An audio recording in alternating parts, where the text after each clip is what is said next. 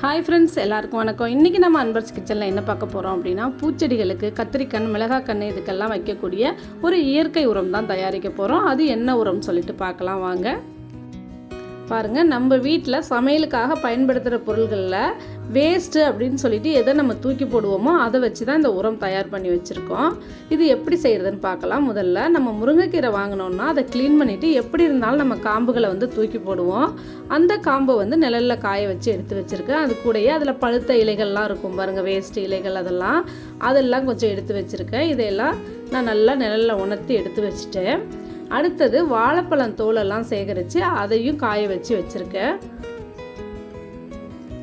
பாருங்கள், காய வச்சு வச்சுருக்கேன்.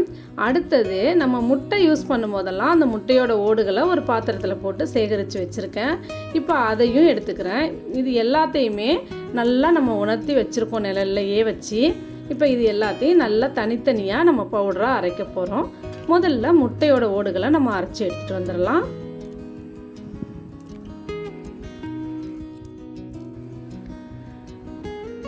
இப்போ அடுத்தது வாழைப்பழத்தோலெல்லாம் சின்ன சின்ன பீஸாக நம்ம கட் பண்ணி அதையும் மிக்சியில் அரைச்சி எடுத்துகிட்டு வந்துடலாம்.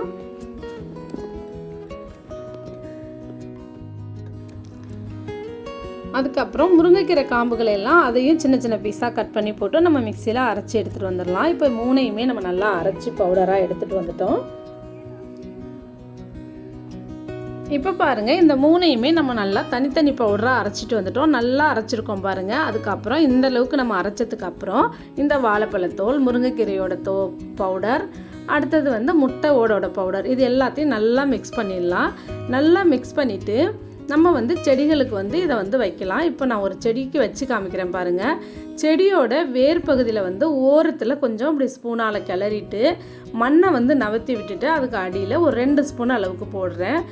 போட்டு மண் போட்டு மூடிடலாம். ஏன்னா டைரெக்டாக நம்ம வேரில் போடக்கூடாது. நம்ம தண்ணி ஊற்ற அந்த உரத்தில் இருக்கிற சத்துக்கள் செடிகளுக்கு போய் நல்ல செடி பூக்க ஆரம்பிச்சிரும். காஞ்சு போன மாதிரி இருக்கிற செடிகள் கூட நல்லா துளிர் எடுத்து பூக்கும். இப்போ பாருங்கள், அடுத்தது இட்லி பூச்செடிக்கு வைக்கிறேன். இந்த பூச்செடிக்கு வைக்கும்போது 1 ஸ்பூன் போதும். ரோஜா செடிகளுக்கு, மல்லி செடி அந்த மாதிரிலாம் வைக்கும்போது 1.5 2 அப்படி வைக்கலாம். நம்ம செடிகள் எந்த அளவுக்கு பெருசாக இருக்கோ அதுக்கேற்ற மாதிரி வைக்கலாம். பாருங்கள், இப்போ இட்லி பூச்செடிக்கு வைக்கிறேன். அதுக்கப்புறம் அங்கே இருக்கிறது ஒரு கீரை, அது சண்டிக்கீரை, நச்சுக்கொண்டா கீரை அது மாதிரிலாம் சொல்லுவாங்க. அந்த கீரையோட மரம் தான். அதுக்கும் நான் வைக்கிறேன் பாருங்கள். எல்லாத்துக்குமே இந்த மாதிரி வேருக்கு டைரெக்டாக வைக்காமல் வேர்லேருந்து கொஞ்சம் தூரத்தில் தான் வைக்கணும். அப்புறம் செம்பருத்தி பூச்செடிக்கு இது எல்லாத்துக்குமே கொடுத்துருக்கேன். இப்படி நம்ம வைக்கும்போது பூக்கள் நல்லா பெருசாகும். நிறைய துளிர் எடுத்து நல்லா பூக்க ஆரம்பிக்கும். இந்த உரத்தை தயார் பண்ணி நீங்கள் உங்கள் பூச்செடிகளுக்கு கத்திரிக்கன்று, மிளகாய் கன்று, தக்காளி கன்று இது மாதிரி எல்லா செடிகளுக்கும் கொடுங்க. நல்லா துளிர் எடுத்து நல்லா காய்க்கும். நல்லா செம்பருத்தி பூ, இதெல்லாம் ரோஜா பூலாம் நல்ல பூக்கள் கொடுக்கும். இந்த பதிவு உங்களுக்கு பிடிச்சிருந்தா லைக் பண்ணுங்கள், ஷேர் பண்ணுங்கள். நன்றி, வணக்கம்.